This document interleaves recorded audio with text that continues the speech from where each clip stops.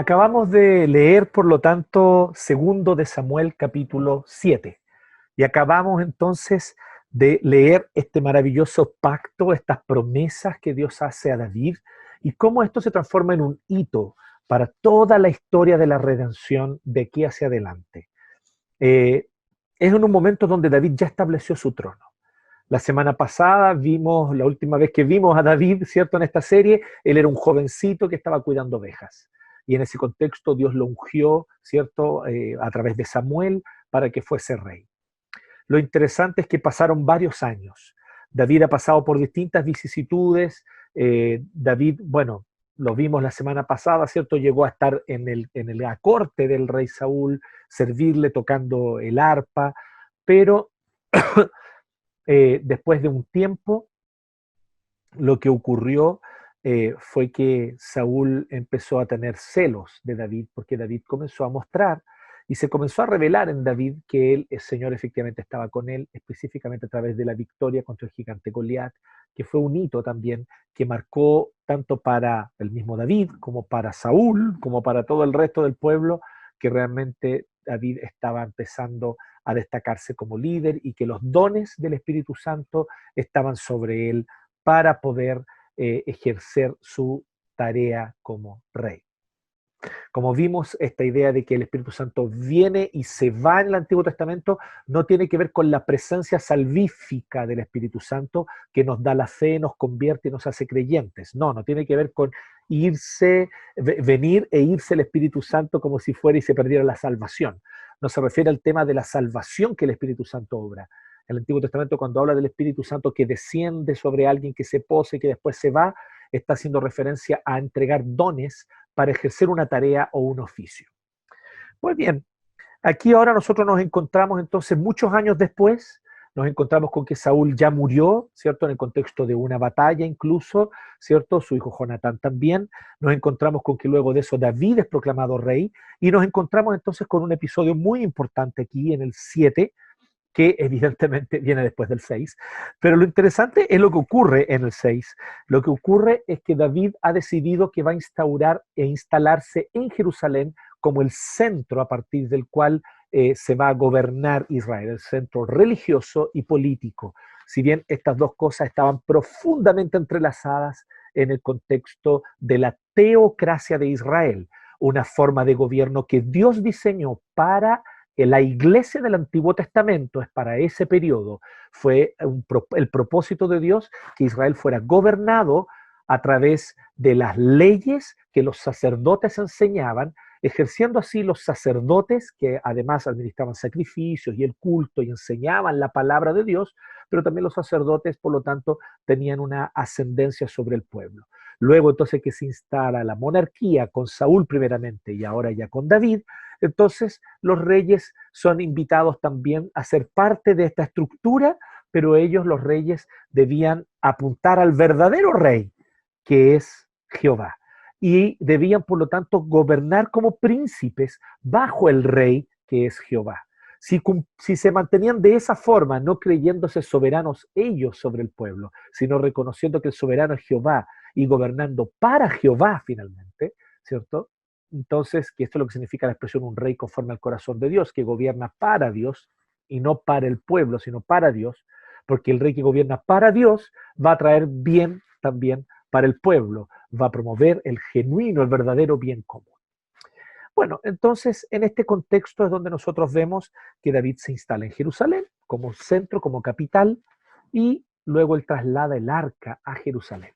Hasta este punto el arca era transportada, ¿cierto?, por los coatitas, una de las familias de los levitas, de los que estaban a cargo del sacerdocio, a través de varas, ¿cierto? Ellos debían llevar el arca, debían cargarla.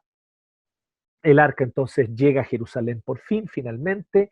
El arca es transportada, llega a Jerusalén y allí se instala el tabernáculo, por lo tanto en Jerusalén David habilita un espacio amplio donde esté el tabernáculo para que de todas las tribus y de todas las aldeas de Israel lleguen allí a Jerusalén para adorar a Jehová, para entregar su sacrificio. Y hasta este momento siempre ha estado el arca en tabernáculos, o sea, en tiendas, tiendas sin duda alguna de excelente material, muy lujosa, de muy buen material, pero tienda, al fin y al cabo, una tienda es el tabernáculo. Así que este es el contexto en el cual entramos ahora del capítulo 7, que ya leímos. Pero quiero que nos ubiquemos un poquito en la historia aquí, pero no como lo hemos hecho otras veces. Ahora, en vez de ver acontecimientos, yo quiero mostrarles un resumen de toda la historia del Antiguo Testamento a través de pactos. Porque este pacto de 2 de Samuel 7 es el quinto y último pacto del Antiguo Testamento. Entonces, bien, aquí tenemos entonces esta línea del tiempo, la hemos hecho antes, pero esta vez es distinta. En esta línea del tiempo quisiéramos destacar los pactos que Dios realizó. Dios realizó 5 importantes pactos o los 5 pactos claves del Antiguo Testamento. Estos 5 pactos son los siguientes. El primero de ellos le podemos llamar el pacto de la creación. Este pacto de la creación, el mediador del pacto es Adán. Es, por así decirlo, la cabeza pactal. Es a través de quien, ¿cierto? Dios establece, todos los que están bajo esta cabeza son, por lo tanto, incluidos en el pacto. Y este es el pacto, por lo tanto, de la creación. Adán. Al hacer el pacto con Adán, todos sus hijos quedan automáticamente incluidos. Piensa en esto. Al haber hecho Dios el pacto con Adán, todos sus hijos quedan incluidos. ¿En qué consiste este pacto? Este pacto consiste en que Dios otorga toda la creación para que el ser humano la gobierne y el ser humano debe entonces gobernarla de tal manera que promueva, extienda y multiplique la gloria de Dios hasta los confines de la tierra. Entonces Dios creó al ser humano a su imagen y semejanza, o sea, es un reflejo de su gloria, y le dice, multiplíquense y llenen la tierra. O sea, en otras palabras, llena la tierra de mi gloria. Tú eres mi imagen y mi gloria, mi imagen y semejanza, llena la tierra de mi gloria. Con esa misión, Dios entonces se encargó a Adán.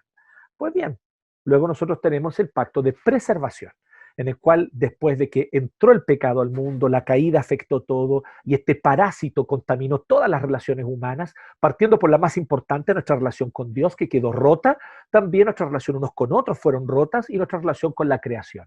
Por lo tanto, el daño era tan tremendo que Dios decidió lavar con agua toda la creación con el propósito de limpiarla de este virus, de este parásito que lo había llenado todo. De esta manera, entonces, una vez que termina el diluvio y solo Noé con su familia se salvan, Dios hace un pacto de preservación donde Él promete que no volverá a destruir la tierra con agua, o sea, que no volverá a destruir a toda la humanidad con una inundación universal.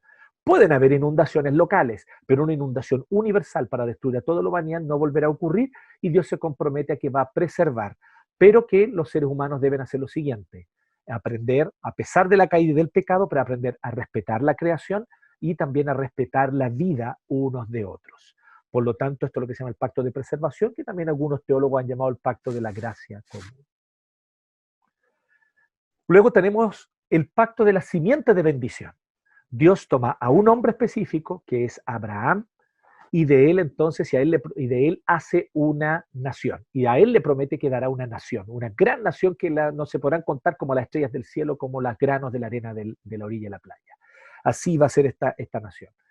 Así que Dios toma, escoge a este hombre y hace este pacto de la simiente de bendición. Podemos ponerle este nombre. Es el pacto en el cual Dios promete, en tu simiente serán benditas todas las familias de la tierra. La promesa a Abraham no era, yo te tomaré y haré solo que tú y tu descendencia sean salvos. No es esa la promesa. La promesa es, yo te tomaré a ti y haré de ti una nación para que seas bendición a todas las naciones, para que a través de ti todas las naciones reciban bendición, conozcan mi nombre y me teman. O sea, en tu simiente serán benditas todas las familias de la tierra. Luego entonces vemos que Dios hace un pacto que le podemos llamar el pacto del pueblo distinto. Este mismo pueblo que Dios había prometido en el pacto a Abraham, Dios cumple su palabra. Ahora hay un pueblo numeroso, cerca de 2 millones de personas que salen de la esclavitud de Egipto. Estamos hablando de 600.000 varones, más las mujeres y los niños, cerca de 2 millones de personas que salen de la esclavitud de Egipto, se instalan a los pies del Sinaí y desde allí entonces, con Moisés como mediador o como cabeza pactal, Dios entonces hace un compromiso con todo el pueblo de que los va a amar, los va a cuidar y los va a preservar en la tierra que les está a punto de dar, pero ellos deben ser un pueblo distinto. Y les da un conjunto de leyes para que sean un pueblo distinto. Les da primero que todo leyes morales, que como leyes morales propiamente son universales para ser aplicadas en toda época, en todo lugar, por toda persona, ¿cierto? no tendrás dioses ajenos delante de mí, guardar el día del Señor, no dar falso testimonio, no asesinar, ¿cierto? No cometer adulterio, no codiciar. Todas estas eran, por lo tanto, y son leyes morales, pero también les dio un conjunto de otras leyes civiles y ceremoniales que tienen el propósito de hacer de Israel un pueblo distinto. Yo te tomé para que seas una luz a las naciones, le dice Dios al pueblo de Israel. Así que este es el pacto del pueblo distinto, el pacto a través del cual Dios entonces se compromete a hacer de ellos un pueblo distinto. Y finalmente tenemos este pacto, que espero que se vea, porque está mi imagen allí, pero este último pacto, que es el pacto del Rey Eterno. Si usted no está alcanzando a verlo, entonces es el pacto del Rey Eterno. Y el pacto del Rey Eterno el mediador es David. El mediador es David. Así que con este pacto del Rey Eterno, lo que hace Dios es prometer que a través del linaje de David, Dios va a tener siempre y hacerse de un rey. E incluso es una promesa de que habrá un rey perpetuamente del linaje de David que va a gobernar sobre el pueblo distinto, la simiente de bendición, pero con el propósito de, a través de él, gobernar, recuperar su dominio sobre todas las naciones, sobre toda la creación y sobre todos los pueblos. Este es un rey que últimamente no tiene solo el propósito de reinar sobre Israel, sino que su propósito es reinar universalmente sobre todas las naciones. Así que esto ciertamente no está todo aquí en 2 Samuel 7, hay otros elementos de esto que Dios revela en el Antiguo Testamento en otras secciones, pero aquí nosotros vemos entonces este pacto esencial. Son 5 pactos. Si nosotros hacemos una línea divisoria, ustedes se fijaron que son colores distintos, si hacemos una línea divisoria entre los 2 primeros pactos y los 3 siguientes pactos, tenemos 2 pactos universales, o sea, estos son para todo ser humano sobre la faz de la tierra. Maoríes, mapuches, selknam, sioux, celtas, germánicos, zulúes, todos están incluidos en este pacto, porque todos somos descendientes de Adán y descendientes de Noé. Así que estos pactos tienen que ver con dominar la creación y gobernarla, y tienen que ver con la preservación. Son pactos que toda la humanidad está sometida a ellos. Tengan o no tengan recuerdo, memoria de eso, sin embargo, ellos están bajo este pacto. Pero los siguientes pactos son los pactos nacionales, a través de los cuales Dios está formando una nación de la cual va a venir el Mesías, el rescatador, el rey definitivo, el Señor de señores, que va a terminar poseyendo toda la tierra, extendiendo su reino por toda la creación, hasta el día entonces en que Él se manifestará en plena gloria y majestad para hacer de toda la creación su reino visible a los ojos de todos. Bueno, mientras eso no ocurre, Dios separó una nación. Y esta nación, por lo tanto, Dios le dio estos 3 pactos específicos para esa nación. El pacto de la simiente de bendición, el pacto del pueblo distinto y el pacto del rey eterno. Con estos 3 mediadores, Abraham, Moisés y David. 5 pactos del Antiguo Testamento. Por lo tanto, ahora que nosotros hemos visto esta sucesión de pactos y que la hemos comprendido, vemos aquí entonces, nos encontramos con el 5.º pacto, ¿cierto? Con un pacto más que se suma. Así que hoy el título que nosotros podemos decir, que nosotros vamos a llamarle para que los jóvenes ahí puedan anotar, es un pacto que se suma. Un pacto que se suma. Y este pacto que se suma es el pacto con David. Así que este es el título hoy día, un pacto que se suma. A los 4 pactos anteriores, de la creación, de preservación, de la simiente santa y del pueblo distinto, ahora se suma este 5.º pacto, que es el pacto del Rey Eterno. ¿Qué es lo interesante? Estos 5 pactos no es que caduca uno para empezar el otro, jamás es así. No es que este se acaba y comienza el otro, no es así. Los 5 se mantienen y se van acumulando, se van sumando. Por eso el título es a propósito, un pacto más que se suma. Se suma un 5.º pacto a los 4 que ya existían y están vigentes. Nunca, en ninguna parte Dios dice, se acabó el pacto con Adán, ahora empieza uno nuevo con Noé. No, Dios no le dice a Abraham, como se anuló el pacto con Noé, ahora comienzo uno contigo. No es así. No hay anulación de pactos anteriores. Los pactos se van sumando y, por así decirlo, acumulando y trayendo cada vez más luz hasta el punto en el que Dios va a revelar la plenitud de todos estos pactos en Cristo. Y lo vamos a ver esto ya dentro de un par de temporadas más. Ya estamos llegando ya hacia las últimas 2 temporadas, ¿cierto? Temporadas 5 y 6 son las próximas temporadas, y hoy estamos terminando la temporada 4. Esta temporada cortita, Reyes, termina hoy. Esta es la temporada 4. Así que preparémonos para la temporada 5, Profetas, y luego la temporada final, que ya la vamos a mostrar más adelante. Bueno, ¿qué es lo que nosotros vemos aquí? Vemos un pacto, y en este pacto vemos 2 asuntos fundamentales. Este texto puede ser claramente comprendido y separado en 2 partes. Del 1 al 17, ¿tienes tu Biblia allí? Ten tu Biblia abierta, manténla y presta atención allí en tu Biblia y en tu casa. Segundo de Samuel 7, del 1 al 17. Y luego, segundo de Samuel 1, o sea, 7, perdón, seguimos el capítulo 7, del 18 al 29. Entonces podemos dividir en 2 partes. Hay ciertamente una pequeña introducción, que son los primeros 4 versículos que nos dan una especie de contexto, un momento histórico que se estaba viviendo allí. ¿Ya? Entonces, pero luego nosotros tenemos entonces básicamente 2 momentos, y por eso tiene 2 puntos este mensaje para los jóvenes que están anotando. 2 puntos. El primero de ellos, de este pacto que se suma, un nuevo pacto se suma. Vemos en primer lugar lo que Dios revela de este pacto, o en este pacto, perdón, lo que Dios revela en este pacto. Y en segundo lugar, la respuesta humana apropiada a este pacto, a esta iniciativa de Dios. Todo pacto es iniciativa de Dios. Por principio, los pactos no son iniciados por seres humanos. No son los hombres y mujeres quienes pactan con Dios. Es Dios quien toma la decisión soberana de establecer un pacto con seres humanos. Y Él entonces soberanamente viene, se revela y Él pone los términos de sus pactos. Así que este pacto que se suma, vemos en primer lugar lo que este pacto revela, o lo que Dios revela en este pacto. Y 3 cositas Dios revela. Primero, vamos a ver que Dios revela la majestad de su carácter. Como decíamos primero en la introducción, ¿cierto? Nos dice que había una circunstancia X. Rey David se estableció en su palacio. El Señor le dio descanso de todos sus enemigos. Y entonces él habló con el profeta de Jehová, con aquel a través de quien el Señor revelaba su voluntad. Y le dijo: Natán, como puedes ver, yo habito en un palacio de cedro, o sea, de buena madera, mientras que el arca de Dios se encuentra bajo el toldo de una tienda de campaña. Bien, respondió Natán, que haga su majestad lo que su corazón le dicte. Natán tiene la mejor intención y dice: ok, me parece súper bien, el Señor está con usted, así que dele. Pero aquella misma noche el Señor corrigió a Natán. Entonces, no, Natán no hizo nada malo en decir eso. Natán no pecó, ya no es eso. Él simplemente dio la respuesta natural humana.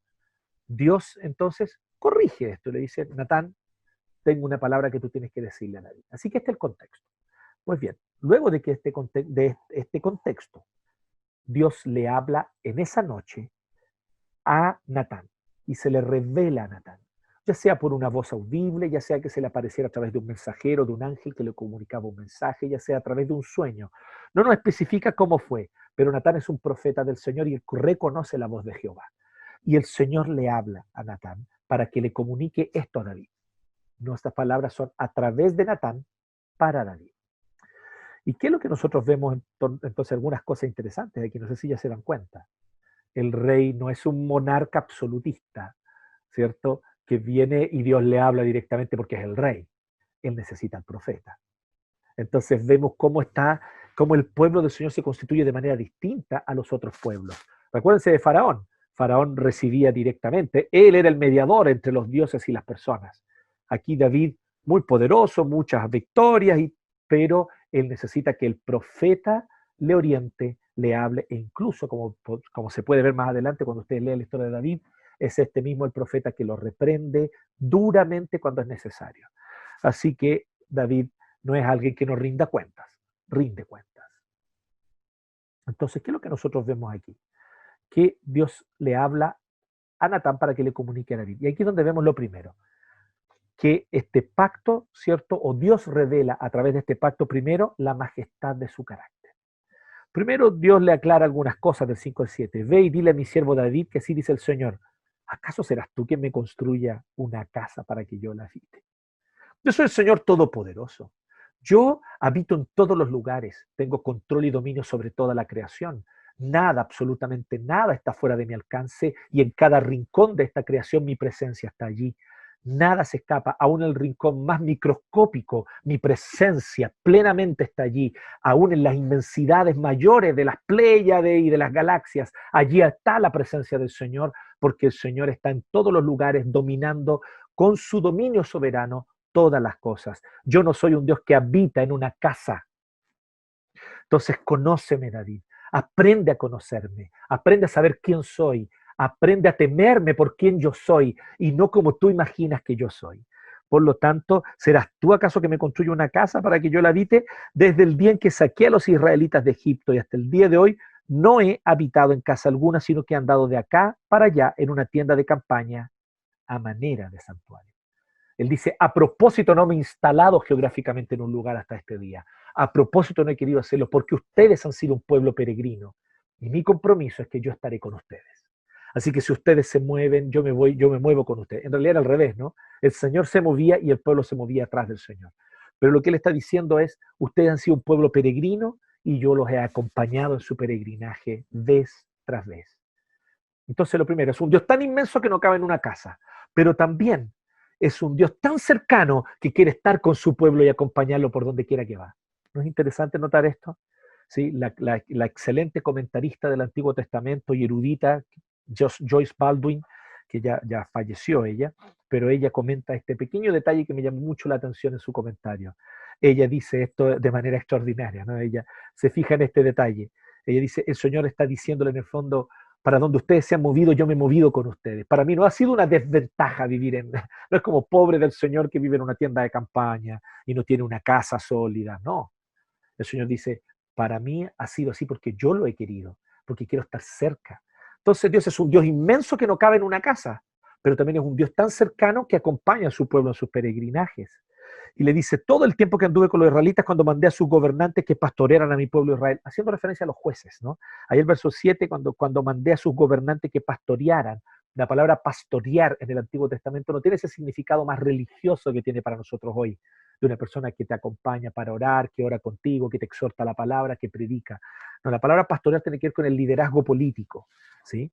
Con liderar política y administrativamente al pueblo. Y dice que pastorearan a mi pueblo Israel, o sea, a estos jueces. ¿Acaso le reclamé a alguno de ellos el no haberme construido una casa sólida de buena madera, de cedro? Nunca lo reclamé, porque no es mi punto. Entonces, ¿qué es lo que Dios le está diciendo? Conóceme, David. Este es el primer punto, ¿cierto? Lo que Dios revela a través del pacto con David es la majestad de su carácter. Dios revela a través de este pacto, Dios revela la majestad de su carácter, pero también revela en segundo lugar sus planes redentores. Dios revela sus planes redentores. Y eso es lo que él hace entonces del 8 al 11, o la primera parte del 11. Él dice, pues bien, dile a mi siervo David que así dice el Señor, Todopoderoso. De nuevo, enfatizando su atributo, Todopoderoso. Yo te saqué del redil para que en vez de cuidar ovejas gobernaras a mi pueblo Israel. Yo he estado contigo por donde quiera que has ido y por ti he aniquilado a todos tus enemigos. Y ahora voy a hacerte tan famoso como los más grandes de la tierra. ¿No les parece conocida esa frase? Te haré famoso. Las palabras que Dios le dijo a Abraham. Este pacto que se suma a este nuevo pacto no niega, no anula los anteriores, los confirma y de alguna manera brota, surge de ellos como una entidad orgánica, como una extensión de los pactos anteriores. Y por eso está confirmando el pacto con Abraham. Le está diciendo, yo he estado contigo por donde quiera que has ido y voy a hacer tu nombre famoso y voy a designar un lugar para mi pueblo Israel. O sea, tengo un propósito más grande. No, esto no tiene solamente que ver contigo, estoy actuando con el pueblo de Israel. Voy a designar un lugar para mi pueblo Israel. Allí los plantaré en esta tierra para que puedan vivir sin sobresaltos. Sus malvados enemigos no volverán a humillarlos como lo han hecho desde el principio, desde el día en que nombré gobernante sobre mi pueblo Israel. Y a ti te daré descanso de todos tus enemigos. O sea, dice, yo he conducido todas las cosas para que tú seas rey. Yo he conducido todo para que te instales aquí. y yo he conducido todo para que Israel, mi pueblo, sea plantado. Miren de nuevo un contexto y una palabra que tiene todo que ver ahora con el primer pacto, el pacto de la creación. Jehová plantó un huerto, el Señor plantó un huerto, dice Génesis 2. Ahora aquí el Señor plantó a su pueblo, lo plantó allí en esa tierra que es una tierra estratégica, un pasillito ahí en el Oriente Medio que está al medio de todas las grandes civilizaciones de la antigüedad. Egipto, Babilonia, Siria, los grandes imperios de la antigüedad estaban alrededor de esta pequeña franjita donde Dios plantó a Israel para que sean una vitrina, una luz a las naciones, una lámpara encendida que se pone sobre un velador, como diría el Señor Jesucristo en el Sermón del Monte. Dios quiso que así fuera con este pueblo. Entonces lo que Dios le está diciendo es, yo estoy llevando a cabo un propósito histórico, yo estoy cumpliendo mi plan en la historia, yo estoy cumpliendo paso a paso mis propósitos en la historia, David. Por lo tanto, te quiero recordar esto. Yo te saqué del redil y te hice rey, porque eso me sirve a los propósitos que yo tengo. Mis propósitos son más amplios. Instalar, plantar a Israel aquí para que sea luz a las naciones, ¿cierto? Para que pueda vivir sin sobresaltos y sus enemigos no vuelvan a humillarlos.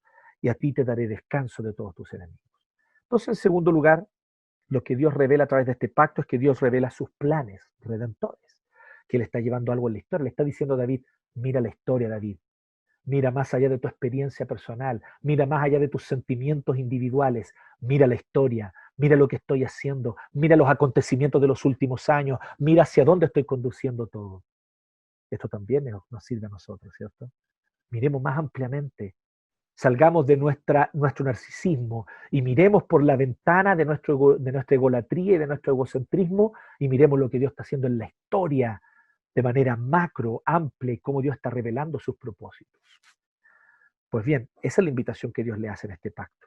En tercer lugar, Dios le dice, y lo que Dios revela a través de este pacto es que nos quiere incluir, es que nos invita a ser parte. Y ahí entonces Él dice, la segunda parte del 11. Pero ahora el Señor te hace saber que será Él quien te construya una casa. Algo de ironía divina. ¿Se acuerdan cómo parte todo esto? David dice, quiero construirle una casa al Señor. El Señor le responde, después de toda esta primera introducción, le dice, ahora David, quiero que sepas, yo soy el que te construye una casa a ti, no tú a mí. Yo te construyo una casa a ti, no tú a mí. Así que yo te construiré una casa. Ahora, ¿cómo es esto? David ya tiene una casa de cedro. La palabra casa en el hebreo, y también se usa a veces en el castellano de esa forma, tiene un doble sentido, un doble significado. La casa como el lugar físico donde uno habita, pero también casa es sinónimo de familia, de linaje. Yo te construiré una casa, una familia, ¿cierto? Y eso se usa incluso en el castellano, ¿no? La casa de los Fernández, la casa de los Muñoz, la casa de los, ¿cierto? Pérez Cotapo, lo que sea, significa la familia, ¿cierto? El linaje. Bueno, esto es lo que está diciendo. Seré yo el que te construirá a ti una casa. Entonces lo que él le dice es, cuando tu vida llegue a su fin y vayas a descansar entre tus antepasados, o sea, tú eres una pieza más de este rompecabezas. Tú eres un hilo en mi gran telar. Tú eres una pincelada, tal vez una pincelada importante, de un color llamativo, pero eres una pincelada en el cuadro que yo estoy pintando, cuyo propósito es revelar a Jesucristo. Eso es lo que le está diciendo Dios de alguna manera en este punto a David, si bien obviamente no le habla de Jesucristo todavía, pero le está diciendo que él es parte de un plan más grande. Entonces le dice, ahora entonces, le dice, cuando tu vida llegue a su fin y vaya a descansar entre tus antepasados, yo pondré en el trono a uno de tus propios descendientes y afirmaré su reino. O sea, no serás tú, y será él quien construye una casa en mi honor. Será una casa en mi honor, para recordarme, para honrarme, para que mi nombre, dice ahí, habite en ese lugar, ¿cierto? Será él quien construye una casa y yo afirmaré su trono real para siempre. Será una casa para que mi nombre sea recordado, no porque yo voy a vivir ahí, no porque yo viva allí, sino para que mi nombre sea recordado como testimonio. Yo castigaré, yo seré su padre y él será mi hijo. Por lo tanto, cuando haga lo malo, lo castigaré. Será mi hijo, tendré una relación cercana con él, que será tu descendiente, dice. como lo haría un padre. O sea, estaré cercano a ti y estaré cuidándote. Sin embargo, no le negaré mi amor, como se lo negué a Saúl, a quien abandoné para abrirte paso. O sea, Dios es soberano y quiso actuar de esa forma en la historia. Pues bien, con David le promete que no va a hacer eso. Entonces dice, tu casa y tu reino durarán para siempre delante de mí. Tu trono quedará establecido para siempre. Y puedes, si estás con tu Biblia, subrayar esa frase. Tu trono quedará establecido para siempre. Por lo tanto, Dios incluye a David y a su familia y a su descendencia en este pacto. Entonces, ¿qué es lo que Dios revela? Tres cosas. Dios revela la majestad de su carácter, Dios revela sus planes redentores y Dios revela que nos quiere incluir, que nos invita a ser parte de sus planes. Por lo tanto, estas tres cosas Dios revela en su plan. Esto es lo primero, lo que Dios revela en este pacto. ¿Cuál es la respuesta humana apropiada? En realidad la respuesta humana apropiada también la podemos dividir en tres cosas, en tres partes. Y esto de manera muy breve. Primero, lo primero que tú puedes ver ahí en tu texto, ¿cierto? Desde el 17 en adelante, dice que Natán le comunicó todo esto a David, tal como lo había recibido por revelación. ¿Y cuál es esta respuesta apropiada? La respuesta apropiada primero incluye lo siguiente, humillación. David se siente humillado y asombrado. Señor y Dios, ¿quién soy yo? ¿Y qué es mi familia? ¿No se fijan? Él no declara, él no dice, yo soy hijo del rey, así que ahora respétenme, ábrenme paso porque soy hijo del rey. No, él dice, Señor, ¿quién soy yo? Esto más lo humilla. ¿Qué es mi familia para que me hayas hecho llegar tan lejos? Como si esto fuera poco, has hecho promesa a este siervo tuyo en cuanto al futuro de su dinastía. Tal es tu plan para con hombres de barro que no somos nada. Humillación, asombro ante el hecho de que Dios, el creador del universo, el que domina los agujeros negros para que se comporten como se comportan, el que tiene el dominio absoluto sobre todas las galaxias y el universo, sobre todas las cosas, el que domina todas las partículas más pequeñas y subatómicas, el Señor de señores, Él se fija en ti, en mí, nos incluye en su plan, nos ama, nos redime. ¿Quién soy yo? Humillación, asombro. Esta es la respuesta humana apropiada. Luego tiene un segundo elemento de la respuesta humana apropiada, gratitud por lo que Dios hace en la historia. Vemos del 23 al 24, dos versículos nada más, pero ahí le dice entonces, ¿qué nación se puede comparar con tu pueblo Israel? Y de nuevo él se recuerda, esto no se trata de mí, David, mi casa, mi familia. Soy parte de un cuerpo mayor, soy parte de un pueblo mayor. No se trata de yo, mi casa, mis hijos, mi esposa. Se trata del pueblo al que pertenezco, del cual yo soy un miembro de un cuerpo más grande.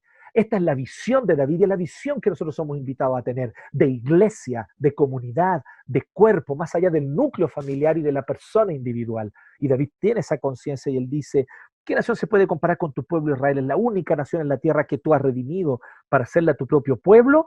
Pero mira, ¿con qué propósito? No que solo ellos sean salvos, para dar a conocer tu nombre. David entiende. Estos son los propósitos de Dios. David reacciona a lo que Natán le contó y entonces la respuesta humana apropiada es esta. Primero, humillación, asombro. En segundo lugar, gratitud por el actuar de Dios en la historia. Y en tercer y último lugar, el tercer elemento de la respuesta humana apropiada es que David comienza a pedir. Pide, porque pedir es bueno. Porque Jesús nos dice, pidan. Jesús ordena que pidamos. Una de las grandes tragedias que la teología de la prosperidad ha traído sobre muchos evangélicos es que ellos distorsionaron de tal modo lo que significa pedir, que muchos cristianos hoy día no se atreven a pedir. Dicen, no, ¿cómo voy a pedir? Eso me hace similar a aquellos que declaran, exigen, decretan. No, no, no, no se trata de declarar, exigir, decretar. Aquí es pedir. ¿Y cuál es la gracia del pedir? ¿Por qué el Señor nos dice pidan? Porque al pedir estamos dependiendo de Dios. Dependencia de aquel que nos sustenta. Pide, pídele a tu Señor, pídele a tu Padre, pídele porque Él es bueno y Él no te va a dar un escorpión si tú le pides un huevo. No te va a dar una piedra si tú le pides pan, porque Él es bueno. Si tú, siendo pecador, no harías eso con tu hijo, ten por cierto que el Padre jamás te dará algo malo, sino cosas buenas. Aunque no te dé lo que le pides, te dará otra cosa, porque es mejor que lo que tú estabas pidiendo. Él es así de bondadoso. Entonces David pide. ¿Y qué es lo que él pide? David pide conforme al plan de Dios. La petición de David fue moldeada por el pacto. ¿Se fijan? La petición de David fue moldeada por el pacto que Dios reveló. Lo que pide David ahora es acorde a lo que Dios prometió. ¿Tú me prometes esto? Pues bien, Señor, esto es lo que te pido. Tú me prometiste que de mi descendencia va a salir un rey, que, como nosotros destacábamos, ¿cierto? Y te decía que subrayaras que en mi trono quedará establecido para siempre. Pues bien, Señor, conforme a esa promesa, la creo, sé que tú no mientes. Y por lo tanto, Señor, yo te digo y te pido, reafirma para siempre la promesa que le has hecho a tu siervo y a su dinastía. Verso 25. Cumple tu palabra. Eso te pido. Haz lo que prometiste. Señor, cumple lo que dijiste que ibas a hacer. ¿Sabes lo que te pido, Señor? Lo que tú ya me dijiste en tu palabra que me vas a dar. ¿Te fijas? Puedes pedir un trabajo nuevo. Tal vez Dios te lo dará, tal vez no. Puedes pedir, ¿cierto?, mejores condiciones socioeconómicas. Tal vez Dios te las dará, tal vez no. Pero pide santidad. Y Dios te dirá sí. Responderá a esa respuesta a esa oración con un rotundo sí. Te dará abundantemente. Pídele al Señor consagración. Pídele al Señor un corazón que lo ame a Él. Pídele al Señor un corazón que ame al prójimo. Y estarás pidiendo lo que Él quiere darte. Eso es lo que ocurre entonces con David. Esta es la respuesta humana apropiada. Pide conforme al plan de Dios. Pídele al Señor ser testigo hasta lo último de la tierra. Pídele al Señor ser testigo del Cordero inmolado a todos los que se topen contigo. Pídele al Señor a ser discípulos de Cristo para su gloria. El Señor cumplirá ese propósito en ti. Pide conforme a su plan. En este caso, era un plan específico para David. No te identifiques tú con David. David es un personaje histórico real y esto Dios se lo prometió a él y lo cumplió en Jesucristo, como ya vamos a ver. Por lo tanto, justamente ese es el punto. Con esto nosotros cerramos, ¿cierto? Pero solamente un breve repaso. Vemos entonces dos partes en este texto. Lo que Dios revela en su pacto y la respuesta humana apropiada a esta revelación de Dios. Lo primero, lo que Dios revela, bueno, lo que Dios revela en su pacto es la majestad de su carácter, sus planes redentores y revela que nos quiere incluir en sus planes. Qué privilegio. No lo merecemos, pero Él nos quiere incluir. La respuesta humana apropiada, vemos tres elementos de la respuesta humana apropiada. Una humillación y asombro delante de Dios, asombro humilde delante de Él. Gratitud por su actuar en la historia, porque salimos del ensimismamiento y del narcisismo, de lo que yo siento, me paso, yo siento lo que no me pasa, cómo yo vivo, no. Salgo de este ensimismamiento y miro por la ventana de mi ego hacia afuera y veo que Dios está actuando en la historia, en las naciones, que Dios está actuando en la humanidad, que Dios está llevando a cabo su plan. Gratitud por su actuar en la historia. Y en tercer y último lugar, la respuesta humana apropiada, pido conforme al plan de Dios. Pedir, rogar, clamar, sí, con confianza, acércate al Señor, pídele, pídele, pídele conforme a su plan. Pídele conforme a su plan y verás las maravillosas respuestas de Dios. ¿Cómo, por lo tanto, o qué es lo que el autor quiere transmitir a través de este texto? El autor quiere transmitirnos, primera pregunta a los jóvenes que están anotando, ¿qué es lo que el autor quiere transmitirnos a través de este texto? Quiere transmitirnos que el Señor confirma su pacto con David. Él ya había dicho, me he provisto de un rey, ya había dado varios indicios, pero aquí entonces él hace un pacto maravilloso con David y establece entonces la nueva dinastía, la dinastía definitiva de la monarquía del pueblo de Dios. ¿Cómo este episodio se encaja en la gran historia de Dios? Bueno, este episodio se encaja en lo que vimos en esa línea del tiempo, recuerden. Este episodio se encaja en la gran historia de Dios en que Dios suma un nuevo pacto.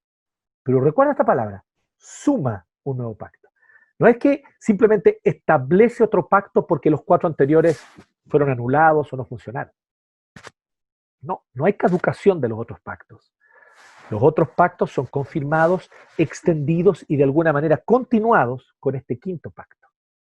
Por lo tanto, estos 5 personajes, Adán en la creación, Noé después del diluvio, Abraham cuando Dios lo llama para hacer de él una nación, Moisés a las orillas del Sinaí, ¿cierto? Cuando Dios revela su ley para hacer de Israel un pueblo distinto, y ahora entonces David, el rey a través del cual Dios va a establecer una dinastía. Y igual que con los otros pactos, ¿qué ocurre con la dinastía de David? ¿Qué ocurre con el mismo David? Falla, fracasa.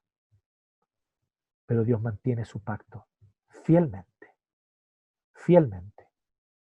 Y si bien fracasa miserablemente la dinastía de David, llegando muchos de ellos incluso después, posteriormente, a caer en la más burda y aberrante idolatría, Dios lo que hace entonces es purificar esta casa. Permite que Jerusalén sea invadida e incluso el templo que el hijo de David va a construir, Él permite que sea destruido, invadido y saqueado. Dios lo hace porque Dios así lo permite. ¿Con qué propósito? Restaurar, limpiar al pueblo.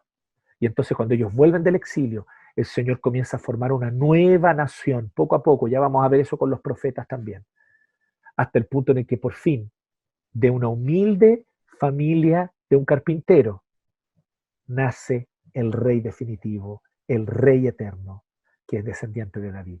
Y así es como este episodio revela a Jesucristo. Aquí Dios hace la promesa a David: tu trono quedará establecido para siempre, y esa promesa se cumple en Jesucristo, el rey definitivo que se revela, descendiente directo de David, descendiente directo de David. Y más interesantemente, descendiente todo indica por parte de su papá y de su mamá, ¿eh? ¿Sí? Quienes eran una especie de primos muy lejanos, ciertamente muy lejanos, ni siquiera en segundo grado, ¿no? Muy lejanos. Pero ellos entonces descendían ambos del linaje de David. Y por lo tanto nosotros vemos que José tiene que viajar a Belén. Justo hay un censo. Tiene que viajar a Belén para censarse. Y su esposa da a luz. Y allí en Belén, la ciudad de David, nace el Mesías. Este episodio revela al Mesías, al ungido, al rey definitivo. ¿Cómo tú y yo somos invitados a ser parte de esta historia? Miremos cómo Dios desarrolla su pacto. Miremos cómo Dios desarrolla su redención. Y fíjate en algo. Estas promesas son a David, un personaje histórico a quien Dios le habló, pero tienen que ver contigo y conmigo. ¿En qué sentido? Primero, en la manera como nosotros vemos que David responde. Cada vez que leamos la palabra, respondamos como David. Adoración, asombro y humildad. En segundo lugar, gratitud por mirar ahora con otros lentes la historia. A veces estamos desanimados. ¿Qué va a ocurrir? ¿Qué va a ocurrir? Apruebo, rechazo. Y algunos de ustedes están ahí preocupados. No, que gane el apruebo. Otros están angustiados. No, que gane el rechazo. Y están preocupados como si la historia se le escapara de las manos a Dios. Dios está conduciendo todo. Y Dios está queriendo que todo vaya conforme a su plan de manera perfecta. Confía en Él. Tú vota a conciencia según tu conciencia, pero confía en Él. Confía en el Señor. Él lleva a cabo su plan perfectamente. Y por lo tanto, nosotros somos invitados a ser parte de esta historia en el sentido de responder apropiadamente. Adoración, asombro humilde delante de Dios. Gratitud por su actuar en la historia. Y lo tercero, vemos la respuesta apropiada de David en esto, que es pedir, rogar, clamar conforme al plan de Dios. Pedir que Dios realice su plan. Qué maravillosa petición. Qué gozo cuando pedimos lo que Dios quiere darnos. Qué comunión más íntima y cercana se da. Qué comunión tan dulce se da cuando pedimos lo que Él quiere darnos. Pero también somos invitados a ser parte de esta historia, mirando cómo el Señor cumple todos estos pactos en Cristo. En Cristo. Y ahora nosotros somos incorporados en Él para su gloria.